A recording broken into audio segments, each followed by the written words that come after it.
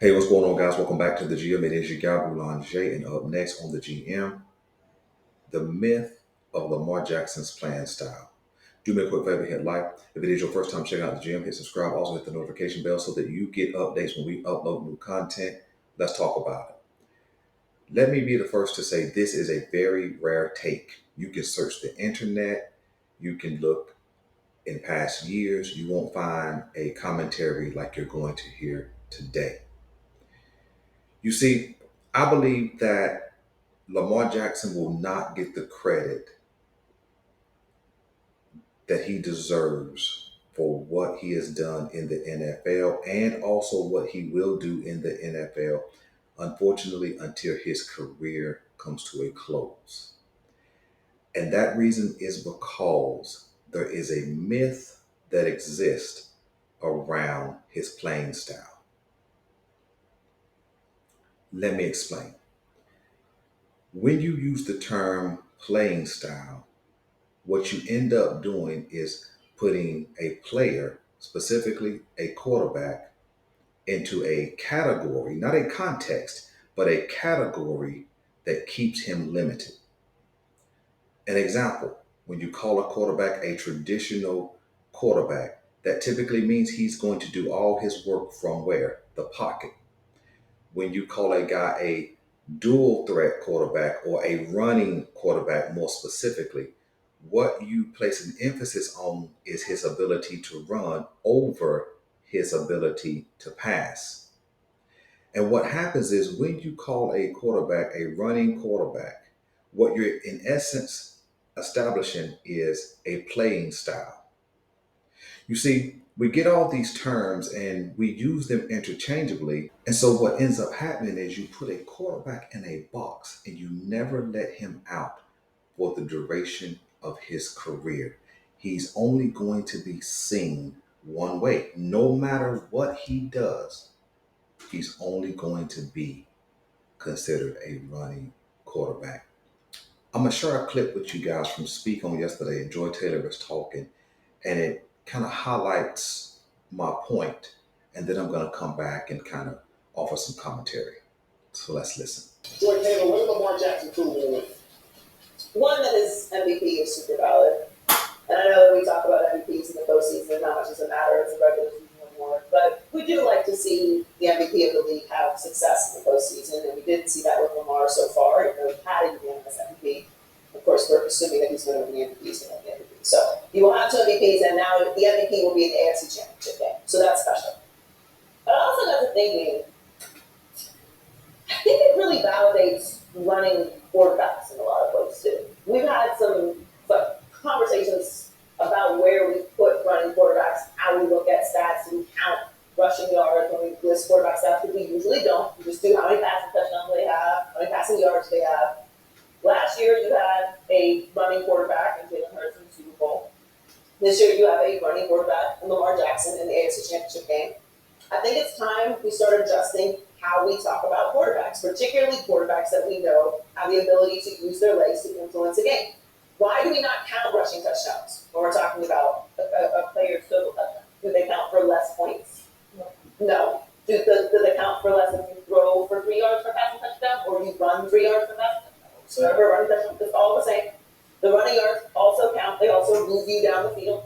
So when you're talking about players like Lamar Jackson that are elite at both throwing the ball and running the ball, and it is actually it is showing in the postseason because they are in the AFC Championship game, I think we have to adjust how we talk about it. And him making it to the AFC Championship game, because a lot of people have a lot of critiques about his style of play, and it does work. It does work. And we're seeing that, and there's a reason why that shift has happened in the game. So I think that this win was very influential, not just because obviously his legacy and getting a win in the postseason, getting to the AFC Championship game for 2 MVPs, but that part of it to me is really important. His style of play does work.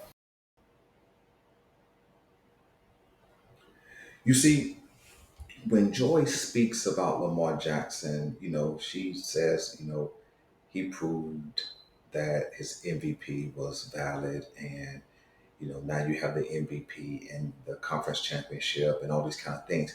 But she said something that really kind of sparks this idea that I've had, and that is that we have to take a different look at the running quarterback. We have to evaluate them uh, differently now. And what she's saying is we have to allow them to get out of that box. She goes on to question, why don't we count rushing yards? Why don't we count running touchdowns or rushing touchdowns? Right? And I like where she's headed, but I've been there for 6 months now.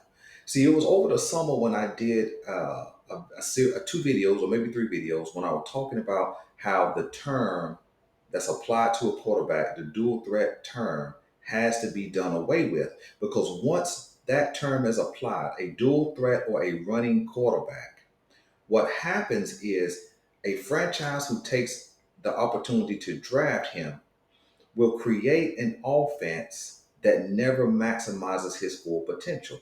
Why? Because when you call a quarterback a running quarterback, you're going to create an offense or hire a coordinator, such as a Greg Roman for Lamar Jackson. You're going to hire a coordinator who only emphasizes the skill of running. You see, let me do something really quick because sports media uses this term interchangeably or these terms interchangeably, and they are inclusive to one another, but they're exclusive, meaning they can stand on their own, right?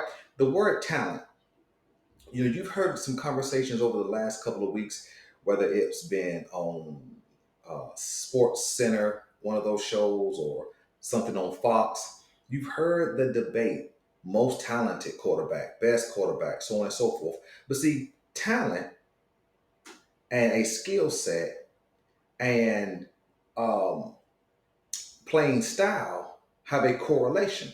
See, the word talent simply means, can be understood as what you're born with, what's natural to you. You follow me? So when you talk about who is the most talented quarterback, that argument has to start with Lamar Jackson because he has more natural ability than anybody else playing the quarterback position. That's why people try and put him in that category as a running quarterback and keep him there. That's why people use the term, oh, he's an athletic, or he's the most athletic player on the field, right? Because what they're doing is they're separating athleticism from the quarterback position. But Lamar Jackson has it all. That's why he is the most talented. Most talented does not mean best. You see, because the term best is an inclusive term that means accomplishment or that includes accomplishments and talent. So there is nobody more talented at the quarterback position than Lamar Jackson. In fact, Lamar Jackson is the most talented player in the NFL. Let's just be honest. If Lamar Jackson accepted the silliness when he was being drafted to play running back, he would be a top three running back right now because he's faster than every other running back and he's more elusive than anybody playing running back right now. So he would be a top three, maybe number one running back if he could take that kind of pounding, right?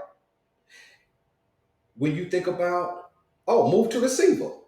If you put a 6'2", 6'3" Lamar Jackson at a slot position, he will be faster than anybody trying to guard him. He'd be faster than any linebacker, faster than any safety, and bigger than most corners who are trying to guard him. So he would be probably a top three slot. But then when you just be honest with yourself and you put him at quarterback, which is the position he plays, you have a top three. Think about this craziness. You have a top three running back, a top three slot because of his speed and elusiveness. You have those two rolled into one guy playing quarterback. There is nobody more talented than Lamar Jackson. Again, most talented doesn't mean best because, again, best is an inclusive concept that includes accomplishment. And what you see national sports conversations happening, the point they're missing is they're conflating talented with best. Talent is simply what's natural to you. See, so when you have those arguments of who's most talented, That conversation has to start and end with Lamar Jackson. When you have a conversation about best, then it becomes an inclusive conversation that would include Patrick Mahomes, who probably is the best quarterback right now. And it would have to also include Lamar Jackson because of talent and some accomplishments. But of course, Patrick Mahomes is at the top of the mountain right now. I won't debate that or argue that. But I'm no, but we can no longer listen to the most talented conversation because the most talented is Lamar Jackson. Okay, when we talk about a skill set, let me tell you what a skill set really is. A skill set is your talent on display. Oh, that's the best thing you guys have heard in sports conversation today. Let me explain. If you took a guy such as a Lamar Jackson and he could put on the disguise so he could go in public and nobody would notice him, right? He will look like a regular dude in public because he doesn't have excessive size. He's not 6'4", 6'5", 6'6". He's not 245 pounds, right? You would not know that he has 4.3 speed. You wouldn't know that he can flick his wrist and the ball be anywhere on the field. You wouldn't know any of that, right? But those are all talents that he has. Until he puts those talents on display, you'll never know what his skill set is. See, so what's happening is the argument is being uh, intermingled when I'm going to separate them for clarity. You see, am I communicating as if I know more than the guys who play professional sports and college ball at a high level? No, I'm not pretending to be a real GM. That's just the name of the show because of how the conversations I like to have. But what I am saying is, I know what talent is, and I understand what a skill set is. So now, when you put your talent on display, now you have a skill set. Who has a better set of skills than Lamar Jackson? Does that mean he has the strongest arm in the league? Nope. Does that mean he's the biggest in the league? Nope. Does that mean he's the most accomplished in the league? Nope.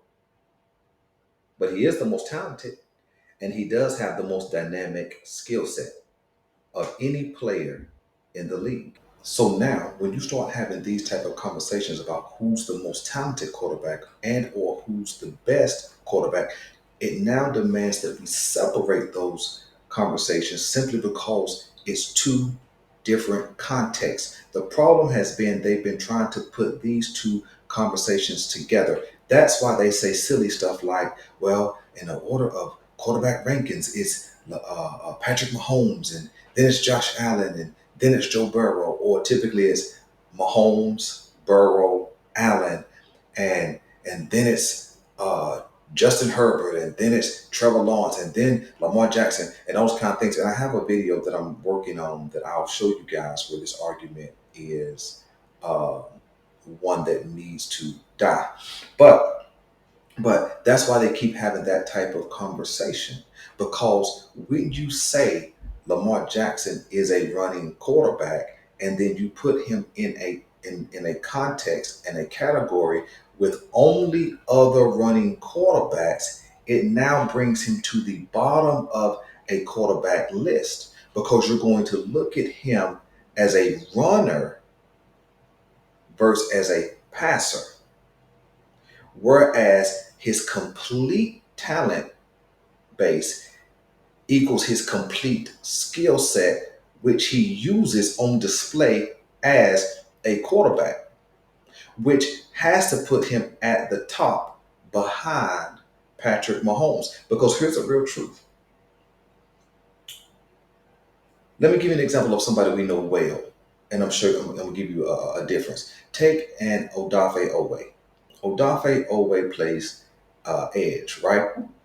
He is 6'4", 6'5", give or take, maybe a little bigger, but he's 260 plus pounds and he runs a 4.340. Now, that is great height, weight, speed. You can't teach that height, you can't teach that size, and you can't teach that speed. Okay? Now, when you put him at edge, How does that, those natural things, translate into a skill set? You see, when you take that height, weight, and speed and you display it, he should be a really good edge rusher. He should be getting to the quarterback with that size, weight, and speed, but he doesn't.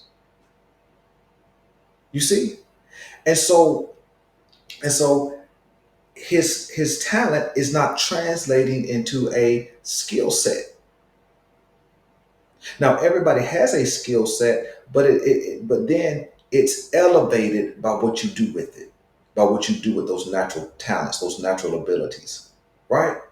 So when you take one Lamar Jackson and you take his natural abilities, right, the things he couldn't go pay for, and he puts them on display, which then is his skill set. Now people hate because of the skill set. See, they subtract from him because he can run the ball. So therefore they ignore his effectiveness as a passer. And the problem is that organizations for decades have made the mistake. They've made the mistake to only highlight and pay attention to the natural running ability of these quarterbacks. Therefore, they neglect to put weapons around them.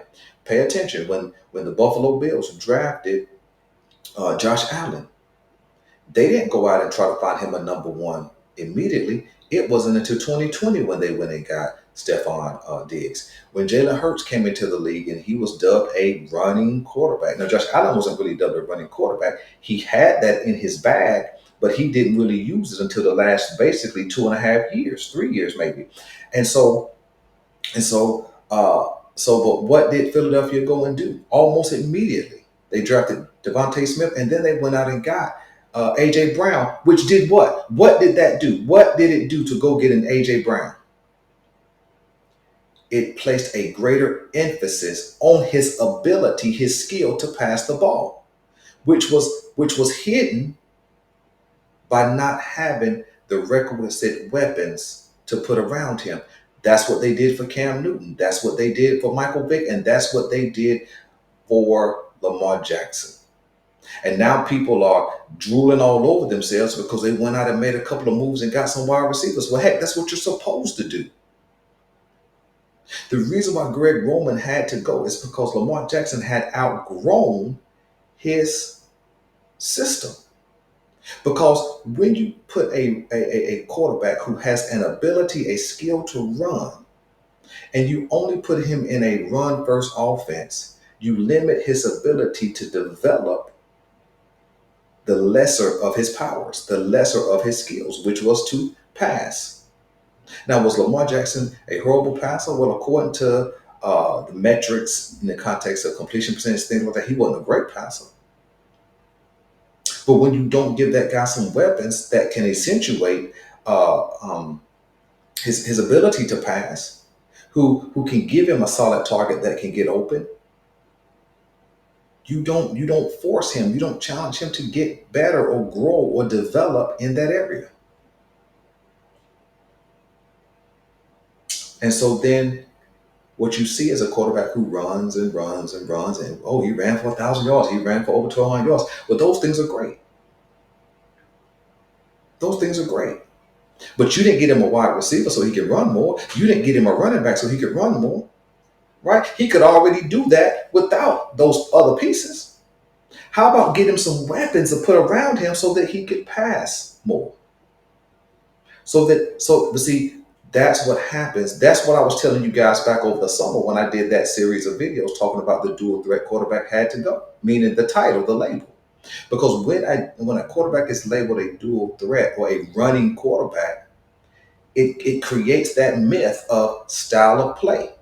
And so I call it a myth because a myth is anything that's told, a story that's told over and over and over the same way, no matter who's telling it. So when you hear even a Joy Taylor, who is favorable most times to Lamar Jackson, she tells it the same way it's always been told.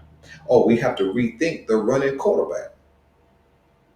See, that's putting him in a box. You see, let me tell you a truth. Let me use their terms, and let me use that term traditional quarterback or a traditional pocket passer. And we think of guys like Brady and Manning and those guys, right? Let me ask you a trick question. Why didn't Brady run the ball more? Why didn't Peyton Manning run the ball more? It wasn't just because they were such elite passers. That's not the reason. That's not the reason.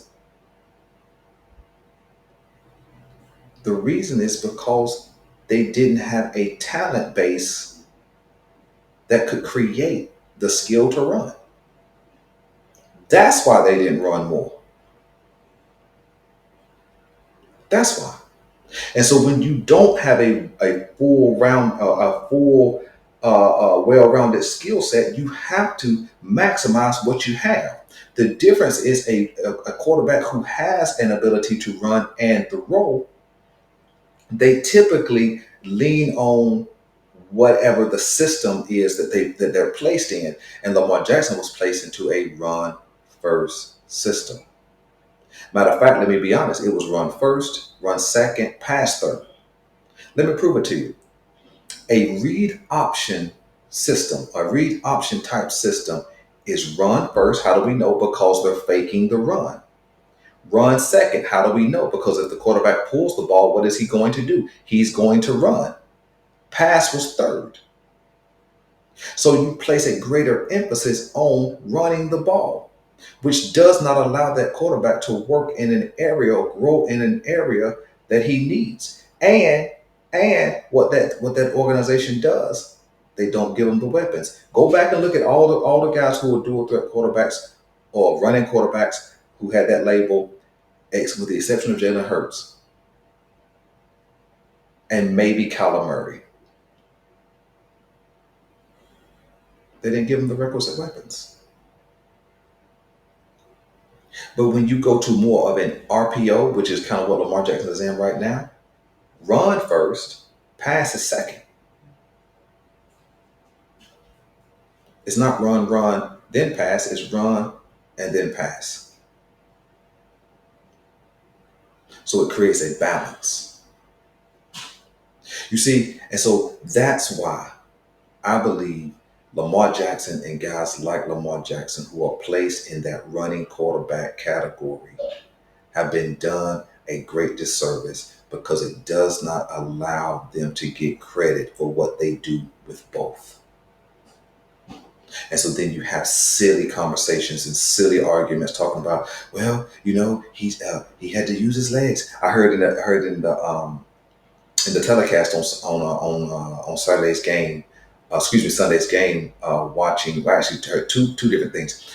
When Lamar Jackson was playing, when it was going to halftime, whoever was doing the commentating for the game, they said, yeah, Lamar Jackson, he had to use his legs to get those early points. Like that's a negative. If I have that in my bag, right? Why wouldn't I use it? Why would I just stand around and stand around and stand around and look if nobody's getting open? Why would I just stand back there? It doesn't make sense. If I have it in my skill set, why wouldn't I hit the gas and hit the green grass? And then I heard on Sunday, if you guys were watching, you heard it too. When Josh Allen was running downhill on the Kansas City Chiefs, did you hear what they said? They said that, oh, Josh Allen is being like Lamar Jackson. Hold it then. Hold it. You see, because if Josh Allen is being like Lamar Jackson, that would indicate, this wasn't me saying it. This is not me and my biasness saying it. This was people watching the game and giving an assessment and an analysis of what they were seeing. And they equated what Josh Allen was doing to what Lamar Jackson was doing. So it sounds like Lamar Jackson has the more elite talent and or skill set. Now, Josh Allen is super talented. He has things that Lamar Jackson don't have. Lamar Jackson 6'2", 6'3" at his best. Josh Allen is easy 6'5". He's easy 235 to 245, depending on what he weighs. Lamar Jackson is probably 220-ish. Josh Allen has a stronger arm. Lamar Jackson has a really good arm. So he's yeah. So Josh Allen is very very skilled and has a great talent, a base a litany of talents, but he's still not as talented as Lamar Jackson. And case in point, Lamar Jackson has done more with less throughout his career, and when Josh Allen has had more, he still hasn't come through in the end. So listen, I'm your guy Boulanger. This is the GM. Let me know what you want me to know, man. Stay tuned for some more content.